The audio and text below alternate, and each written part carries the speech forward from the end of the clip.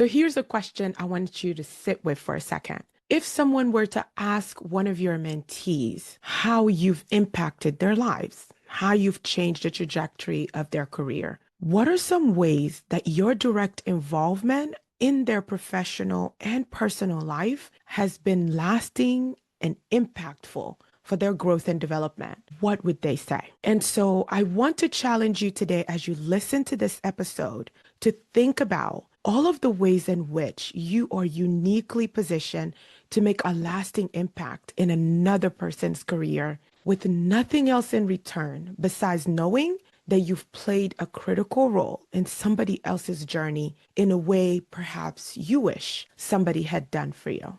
Today's episode, I am diving into the qualities and traits and strategies that we can all leverage to be better mentor for the betterment of all of our mentees. This is Success in Doses.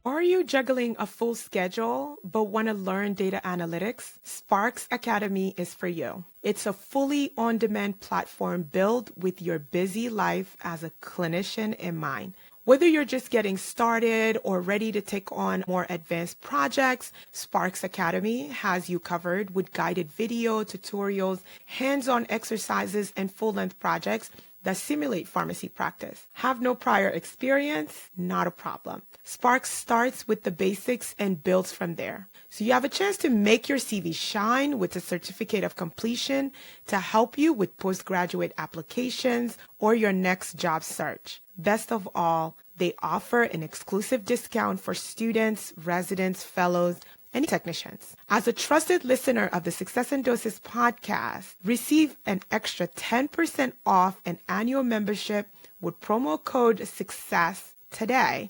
No matter what your practice setting, you'll run into data at some point, right? Learn the skills to increase efficiency and maximize the insight you'll discover. If you're ready for your data journey to begin today, check out Sparks Academy at academy.sparksanalytics.com or see the show notes for the direct link. Don't forget to use code SUCCESS at checkout to get your 10% discount today. Hello, everyone, and welcome back to another episode of Success in Doses. I am so excited to have you here starting your Monday morning with me with what I hope is a positive, upbeat start to your week where you are putting and choosing to invest and contribute and give your energy to content that sets the tone for the week you're going to have. You know what I'm going to ask of you? We might as well go right into it. Please take a moment to like, comment, and review the podcast. No matter where you're listening, whether you're listening on Apple, Spotify, or you prefer to consume the content on YouTube, please consider subscribing and following the show in your preferred social media platform. We are discoverable on Instagram, and I am discoverable on TikTok under Resi Prep, but across all other platforms as Success in Doses. Your support is what keeps me going and what makes the show discoverable for other people so that they are benefiting the way in which you also are from the show. Thank you so much for being here. So, mentorship today is what we are talking about. We've talked a little bit about how mentees need to show up to make sure that they are benefiting and leveraging their mentor in the maximum way possible for the advancement of their professional career. But today, I wanted to just take a time to talk about mentors and those of us that have had the unique privilege and honor of participating in a very small way in helping somebody else turn the corner in their professional career, whether that's been in an uplifting role or whether that's been as a coach, whether that's been as a supporter or just being a mirror for this person. But if you've ever had an opportunity to serve as a mentor in anyone's life, you know that this position is a huge honor and it's a privilege. People don't ask folks they do not respect to be their mentors. People don't ask folks they do not view in high regards to be their mentor. And they certainly Do not ask people who they don't aspire to follow their footsteps or they don't see your career as something to be modeled to be your mentor. And so I always think that even when I am unable to serve as mentor for someone, that I am extremely careful in the way in which I let them know that. Because number one, it takes a lot of courage to ask someone to step up for you in that way, whether it's when you first meet them or you've spent some time cultivating the relationship. It could be a really scary experience to ask for someone to be your mentor. So when you find yourself in that position being asked to be a mentor, I think that you want to be very careful about a few things. You want to, first of all, ask yourself a few questions to make sure that this is a responsibility you are ready to take on. Does your time right now allow for you to add somebody else's growth and development onto your plate? If the honest truth to that question is that you just don't have the bandwidth at the moment, you have a responsibility to be honest with that person and letting them know that while you see the potential and while you are so honored by the ask, you don't believe that you have the bandwidth at the moment to take them on and be able to give them the best you possibly can. And that's unfair to them. So frame it in that sense and make sure that you actually do give an explanation in this case with your no. That's the first thing, understanding that you need to have the time to commit to being a mentor. The second thing is, have you taken the time and energy to actually suss out the type of mentor you want to be? Or do you have clarity about the type of mentor you actually are? Because let me tell you, mentorship, it's not a one size fits all. The way you were mentored may not necessarily be the way that somebody else you're mentoring is going to respond to. Full stop. And I hope that I haven't lost anyone with that because that is really true. If you respond to a mentorship style where it is structured, there is a standing calendar meeting, you know that every quarter you touch base with your mentor and you find this very useful and very helpful, your mentee may not need that. Your mentee may just need to catch up with you about what's going on, and you provide a safe space for them to sort out everything that's going on professionally and maybe help them prioritize where their energy needs to be going right now, how they need to go about whatever challenges that they are facing. But they don't need to speak to you quarterly. They may need to speak to you once every 6 months for status update in a formal, structured way, but surely you guys stay in touch via email. I have some mentees that all they want is just an email check-in. They'll email me what they're doing, what they'll like to see, and the ways in which they'll like to advance. And I provide perspective on that. That's how that relationship works. I have other mentees, we text back and forth all day, right? Like it's constant communication. Keep your head up. You got this. You can do this. Today's another day for you to go after everything that it is that you want in this world, and don't be afraid to. I pretty much serve as their daily affirmation resource, right? I love that. It gives me a chance to drop a bit of positivity in a group of people's lives every day, every week, every Monday, every Wednesday, whatever our cadence is. But I think it's very important for you to be able to sort out what type of mentorship style is for you and understanding that, really being at peace with the fact that the way you respond to mentorship, your mentees, they may have a completely different plan. Because reality is, as a mentor, you may find yourself wearing multiple hats at different places and different times. Maybe your mentee's in a season right now where they need a coach, and that's what you got to be for them, right? And maybe they're a season right now where they need a truth teller. You just got to be that for them right now. They need somebody to just hold them accountable to the plan. Maybe that's you right now. It's why when you don't have the time to commit to it because of how fluid the job description is, it's very, very, very important that you identify that. It's important to set healthy boundaries for mentorship too. For you, if every month is too much, you want to let the mentee know when we meet, we're going to meet and have a strategic plan about what should be happening and what we would like to see for you this quarter. But this is not going to be one of those things where we touch base every single month, every single week, right? Clear expectations are imperative to the success of any mentor-mentee relationship. You have to set them.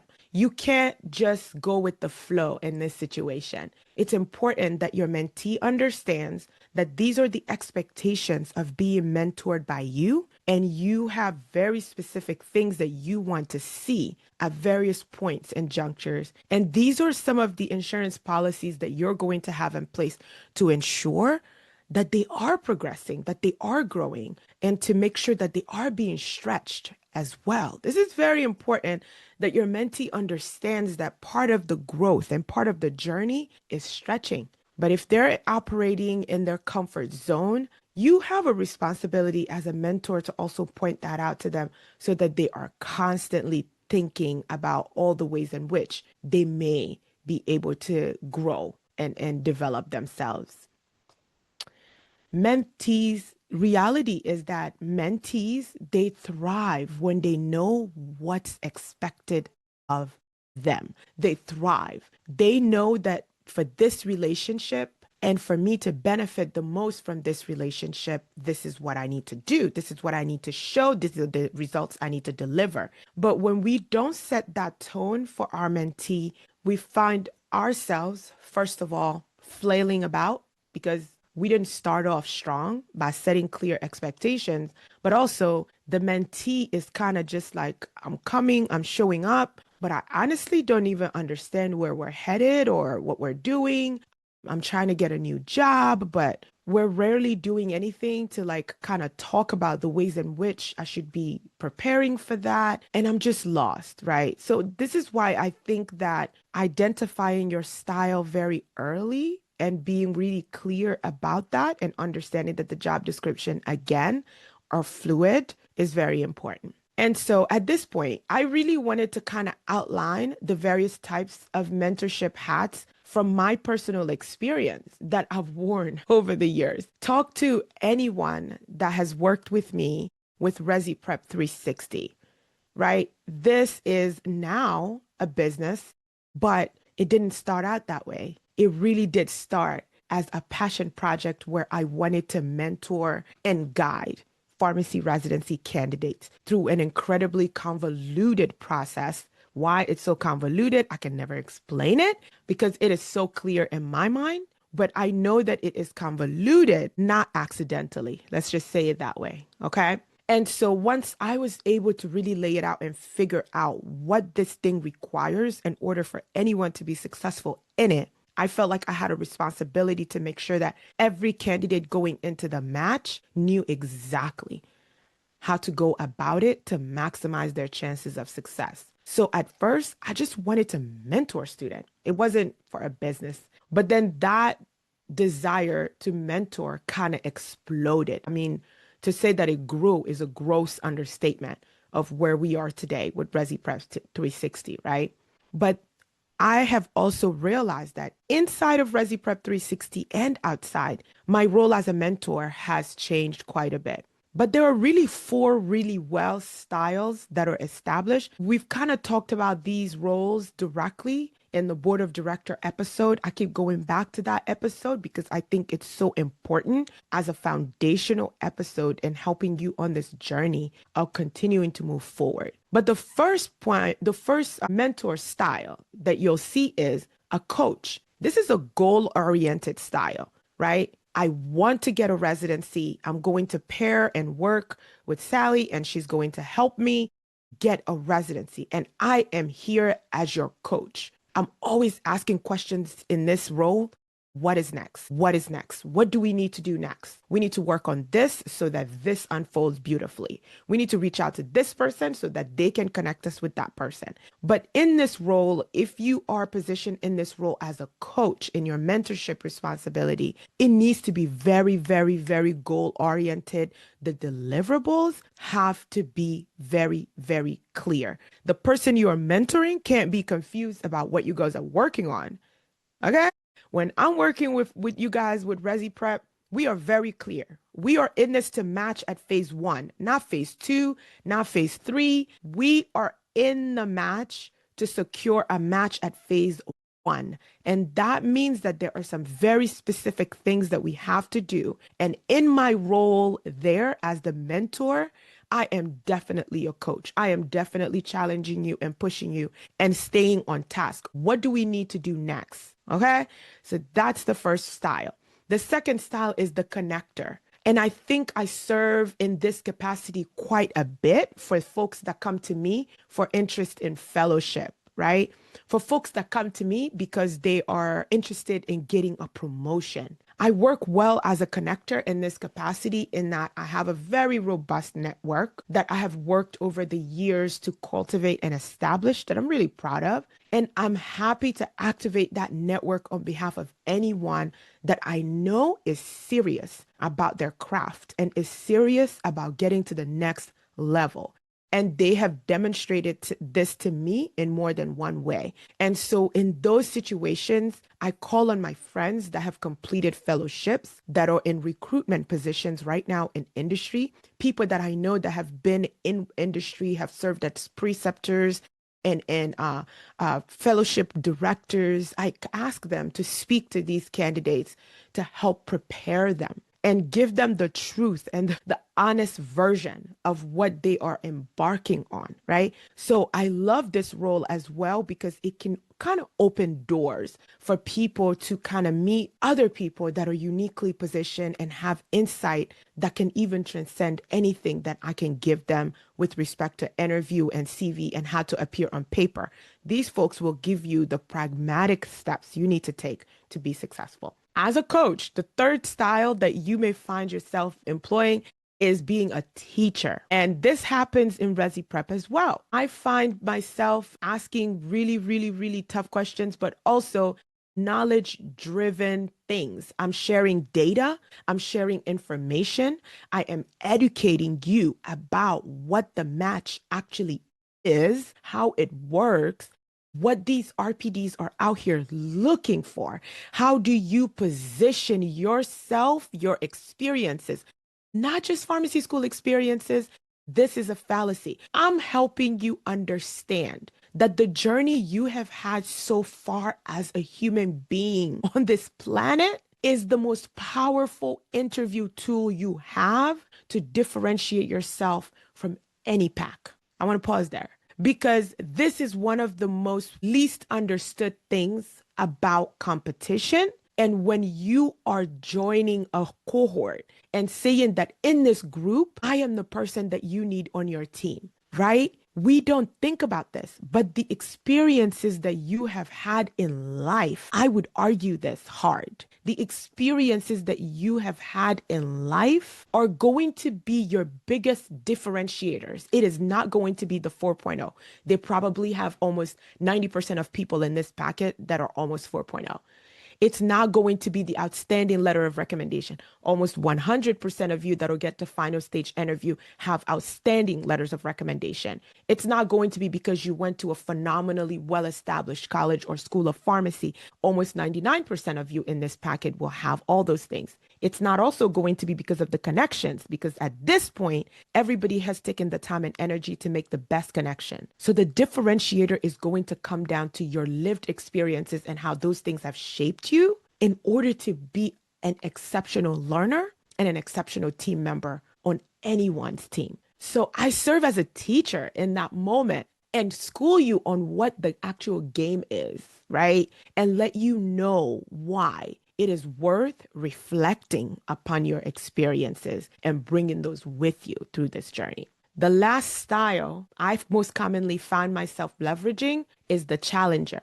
And here I'm pushing and I'm pushing hard. Ask any of my co-resis. I will never apologize for challenging you to step your game up, to elevate the standards of your execution, because I know what we are up against. Everybody here is qualified. Everybody applying is qualified. If you assume that, you start to operate very differently from a point of, am I qualified for this? To a point of, what can I do to just make sure that it doesn't matter what category they're looking at, I'm going to break away from the pack. And for that, you need somebody that is going to push you and challenge you in a real way, right? And so when you are taking on mentees, I think it's really, really important that you, first of all, understand that you could be pivoting all the time among these roles, but also that if it comes time where you have to have difficult conversations and you have to challenge your mentees because they're kind of not moving the way that they said for the results that they want, that's okay. They'll thank you later. Next, I want to outline what qualities of a great mentor. I will always brag about the fact that my board of director is second to none. They're the bomb, period. Okay.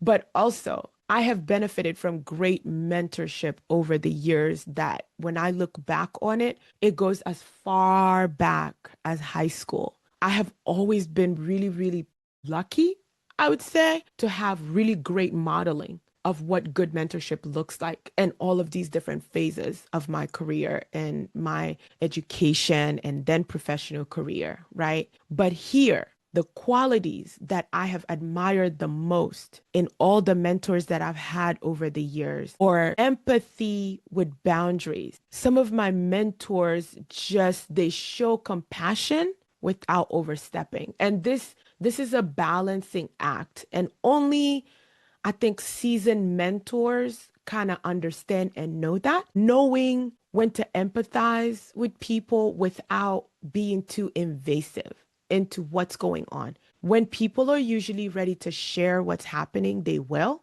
And so for me, telling me that this is a really difficult time right now, for whatever reason, is enough for me. Because in that moment, I want you to know that, yes, this is an absolutely safe space where if you wanted to share the difficulty that you're going through, I wouldn't judge you for it, but also I would challenge you and help you and stand there with you in that so that we can move forward. We can move forward because I don't want to encourage you to stay in any one place too long. Empathy is extremely important. The next thing is being a great listener. I think that as a mentor, if you treated your mentee the way you engage with your patients, you will find that it will transform the way you mentor. You're not going to sit there and talk 99% of the time, but you learn how to ask really thought-provoking questions that gets the mentee thinking and talking to you. And you listen so attentively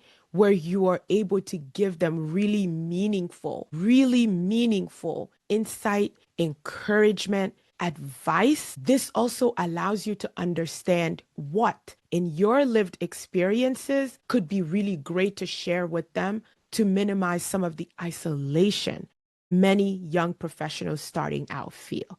So I think intentional listening is definitely one of those great qualities that I've appreciated in past mentors. The next thing is consistency. There is nothing that I think breaks a mentor-mentee relationship faster than lack of consistency on both ends in this situation. The thing we ask of the mentee to do, when we don't do that same thing, it kind of looks crazy. Let's just be honest, okay?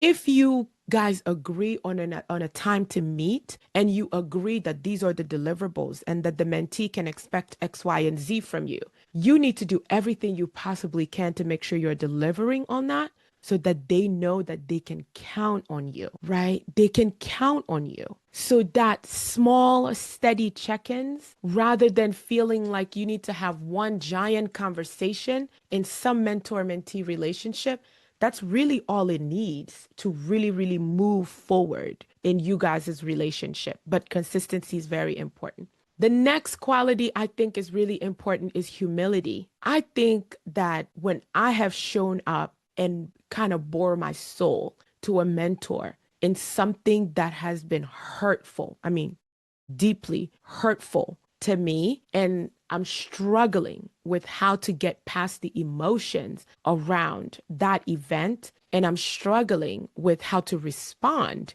to that event because I want to make sure that I am not having an emotional response to it. Having a mentor really, really look at me and say, you know what? This has never happened to me before, and I don't know how to deal with this has been the most powerful thing they could have done for me in that moment. Not only does it build trust, but it also lets me know that this person really does indeed care about me. They don't want to give me some textbook advice because they know I don't respond well to that.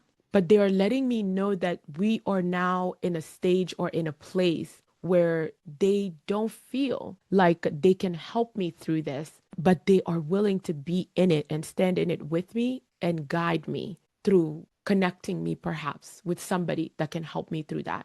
I think this is really, really important. And that humility to say I don't know to your mentee, you need to know that that is going to be okay. And in fact, like it decreases a little bit of that giant aura that your mentee places around you, and they respect you for it. Vulnerability and humility, these two kind of just go in hand. Mentees tend to see us as people that have ascended to these positions or have had all this success. And so it's kind of like we don't have any real stories of challenges or any real stories of failure, any real stories of going after something big and giving that big thing everything we had. And in the end, we had nothing to show for the hard work. That we don't know what that maybe feels like because they see the today version of us. They have a really difficult time thinking that there was a time and a version of of who we are, where we struggled, where we were uncertain, where we were unsure, where we absolutely were winging it, where we absolutely were twisting in the wind and just didn't know what needed to happen next professionally for us. When you open up with a mentee about that, you normalize failure in that moment. You normalize the conversation about failure. And then everything you're going to teach them after that on how to overcome, they will respect it because they know it is coming directly from lived experiences again. They will know that you understand how shame can rule the day when you fail and fail publicly. And when you talk to them that in that moment, they don't need to give shame any power. They need to see this event, this failed opportunity as data point and learn from it and re-engage, because it doesn't mean that they're not worth the opportunity or that they're not good enough for the opportunity. It's just that there's some data point in the way in which they went about it. And if they adjusted the plan and re-engaged, their chances of success the next time around increases exponentially. But I think that if you don't humble yourself to talk openly about that with your mentee and all of the challenges that you faced, you will have an incredibly difficult time having a breakthrough and finding success with a mentee, because relatability is such an important part of mentorship. And so we all aspire to having a mentee that knows exactly what they want to do, right? Like I talk about it a lot, showing up prepared, showing up knowing exactly what you want your mentee to help you, your mentor to help you with, and all this stuff.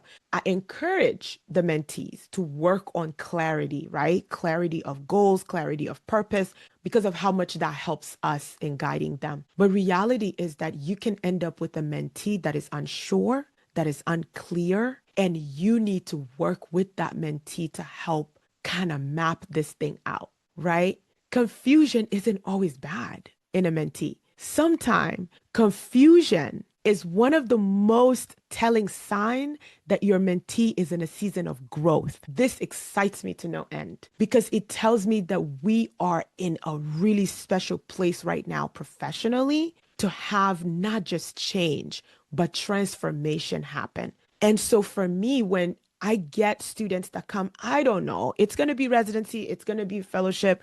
I don't know. In the fellowship, it's going to be maybe marketing or MSL versus medical affairs. Like, I'm just not sure what functional area in industry I want. With residency, I don't even know if I want to do a PGY2, if I like AM care, or if I like critical care versus ED versus infectious disease. Like, I'm unsure. This excites me, right? Because it tells me that like we are on the brink of a big change and big transformation. I may have an opportunity here to help this unsure and or confused mentee figure out and pinpoint exactly what direction they need to take next and where they need to go. And for that, these are the questions that I love leveraging to help facilitate the conversation. What is one thing that excites you the most about where you are right now? Or what is one thing that excites you the most about the goal that you're thinking about? So when you think about residency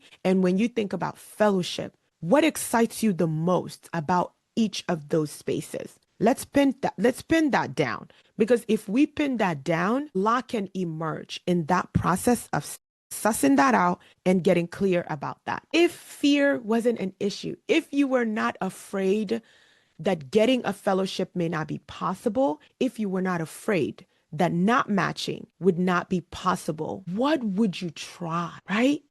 And the reason why I think this question opens, the mentee up for me to better understand them is that they realize in working through this question that their fear of failure has much more to do with why they are uncertain than their actual ability to be successful in the pursuit. And so it's very important for me to make them face that reality early in the journey so that it doesn't cloud their judgment, so they don't go with the road of least resistance. But I want them pursuing the path that really does scare them, because that's where their growth is. That's where the transformation is. But if you are applying to residency because you know that your experiences, your connections, the people you know, that's where they're going to plug you right in and you're going to fit in. This is going to be a comfort zone. No, I don't want you to go there. As pro-residency as I am.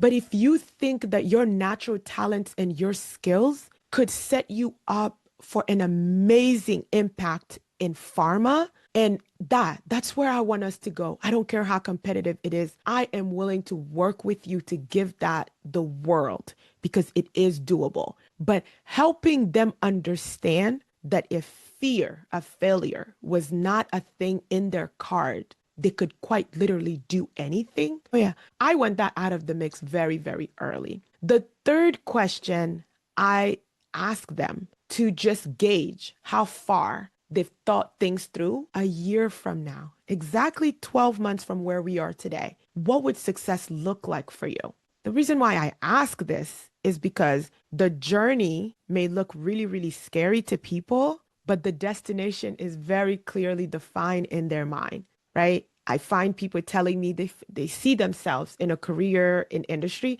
or they see themselves in a community clinic being an AmCare pharmacist and creating programs and doing community service and doing all that.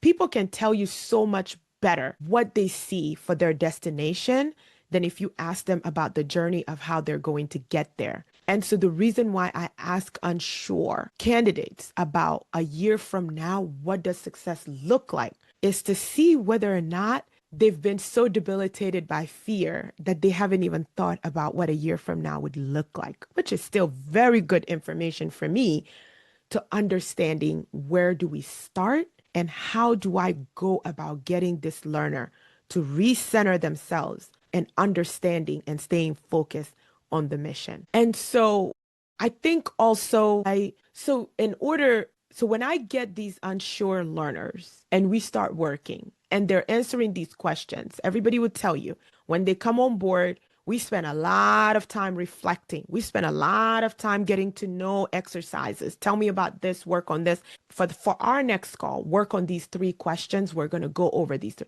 The reason why I do that is because the next thing I employ for candidates or my mentees that are unsure is we do a SWOT analysis, right? Your strengths, weaknesses, the opportunities, and the threat that are perceived by them. Because through this journey, whether it's fellowship or residency, your mentee is going to have to deal with this. But understanding what all of their positionings are and having them actively journal, giving them journal prompts to work on, to understand where they are headed and why the journey is important to focus on so they emerge different on the other side of this thing is very important to me. I don't want residents that are still unsure and flailing about. at the end of it, but I'm proud that you've matched. No, I want to have you transformed so that you can use some of the skills that we work with to your benefit later, right? We assign small actionable tasks for the mentee to work on so that they are not overwhelmed by working with me because it's a lot. I'm a lot at baseline, but also it's just, I think having them work on themselves is a really great way to help get rid of a lot of the noise that can come with young professionals wanting to aspire to a promotion or wanting to do a residency or a fellowship. And so these are the things and the ways in which I manage and deal with unsure or the confused mentee. And now I really just want to talk about pearls and things that I think are really, really great for mentors to keep in mind. Okay. The stat doses for this episode for you as a mentor are really, really simple. The first stat dose I have here is you need to have clarity in your role because this builds trust. As a mentor, if you are not clear about the role you serve on this journey for your mentee, they're not going to trust the advice that comes from you, because you're like all over the place. There's no consistency. It is important, right? Figuring out what your style is and getting clear about that is very, very important. And I think it's why I made it one of the stat doses. The other stat dose I have is understanding really at the core of mentorship what it is. Mentorship is about empowering other people to effectuate their potential. It's not about clout. For a lot of people, they love the clout that really does come with being a mentor. And you can get caught up in that because what that does to you is believing that your strategy, your method is fail proof. And the first time you encounter an unsure or a challenging mentee, you're not going to know what to do. And you're not going to realize that in that moment, you need to humble yourself and start from the ground up with this person because you are still worried about your track record and how every mentee you've had has gone straight to the top. That is true. But what is also true is that you are now working with an unsure mentee that requires a little bit more work in the fundamentals. And that is okay. I would even argue that those are the best type because that's where the opportunity to have the greatest impact and transformation really happens. Understanding that stat dose number 3 is you have to be good at asking your mentee questions and then listening attentively. Not being a good listener can really damage a relationship. If your mentee doesn't feel like they are heard, when you ask questions, you don't allow them to complete their thought and finish their thought, you may have a serious, serious problem in that case because the mentee just may not want to engage at that point in giving you any insight or detail because they get the sense that you don't really care about it. What I want you to remember about that is one really good question can unlock your mentee's potential in a way that they themselves didn't even see coming. So that's why I'm a strong advocate for ask more questions and then listen to them to really hear what they have to say. Stat dose number 4, mentorship is a two-way street. The people you mentor are going to teach you a lot about yourself too. That may or may not surprise you depending on where you're coming from. But I love the little things that my mentees expose in my learning deficiencies and my knowledge gaps, technology, right? New things that are out there that can improve my efficiency with so many things. All of that, mentees have been great at helping me grow Resi Prep and improving my efficiency, right? But mentorship is a two-way street, and that just speaks for itself with respect to a stat dose in that if you just think that you're going to come and give to your mentee to step up, and the way we do that is by giving them homework, is by giving them things to work on actively where they come back to us with things that feed us information about them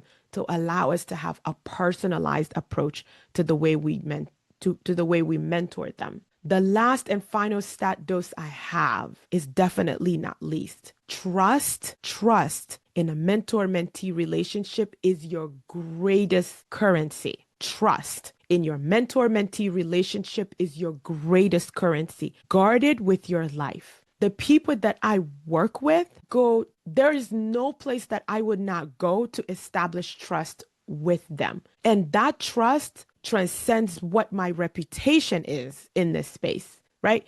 You can have a reputation anywhere, but the trust that comes out between you and your mentee, that is not going to be something that is birthed out of the reputation you have. They're only going to trust you once they have a grasp and understanding on the fact that you really and truly are positioning yourself for their betterment, their advancement, and for their growth. And sometimes that means you have to push and you have to push hard. And I love the fact that I'm incredibly comfortable in this role because I operate with full transparency, and the mentees know that there's no one that is rooting for their success more than I am. And there's no one out there that's keeping an eye out for opportunities and ways in which they can differentiate themselves more than I am. And so that trust, I protect that trust at all costs and making sure that they know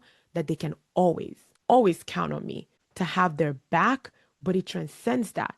They can count on me to also push them and tell them the truth. And that makes it so that the trust is just solidified in a way that years and years and years later, I have past co-resis that are doing phenomenal things and they still circle back for advice from me about something that they are encountering. And I cannot explain to you what that feels like and the type of honor and real privilege I feel from them still seeing me as a person that has something to contribute to wherever they are presently in their professional career. And so to close, I just want to share that if you are unsure about whether or not you can be a mentor, start small. You don't need to have a formalized mentorship. You may actually be mentoring someone without even realizing that you are. But I think that being honest with yourself in how far you can go, how much you can give is one of those ground level work that you have to do to ensure that you don't do any damage to your own reputation, but also you don't do any damage to a mentee who's just starting out and all they need is guidance and support and somebody that may push a little or maybe push really hard in order to maximize their chances of success. And that is all I have for you today on this episode about how to be a phenomenal mentor to somebody. Thank you for being here. Thank you for listening to the end. And thank you for supporting me and supporting this podcast. If you've gotten this far, I just also want to tell you that you need to tell everyone that Resi Prep 3C's open enrollment is opening right now in September. By the time this episode drop, we will be in September and they need to look for me on LinkedIn, on TikTok, on Instagram, and on YouTube, where this year I am leveraging a lot of technology to increase my reach and make myself more accessible to people in a way that I haven't been able to do in the past. I'm very excited about this new wave. I'm very excited about this new era. I am definitely in my tech founder era. I am definitely in my entrepreneurship era. And I am definitely in my era and on a mission this year to also break last year's record of over 467 people enrolled in Resi Prep. And that's going to take all of us and everybody spreading the word. So wherever you're listening, share this with a final year. Share this with a new practitioner who wants to come back and do a residency. Share this with anyone that is just interested in learning how they can show up more confidently and a bolder and better and higher definition of who they are at the most basic level. And so I'm so excited that you are here. And thank you for the continued support. And thank you for trusting me to be the person that you start your week with. As always, success is incremental. It starts with small intentional steps we take every single day. And we need to understand that the journey is so much more important than the destination. And for that, your success is going to come in very small doses. It will not all happen at once. Have a wonderful week, have a productive week, and have a great week. And until next Monday, I'll see you again and talk to you again very soon. Okay, bye.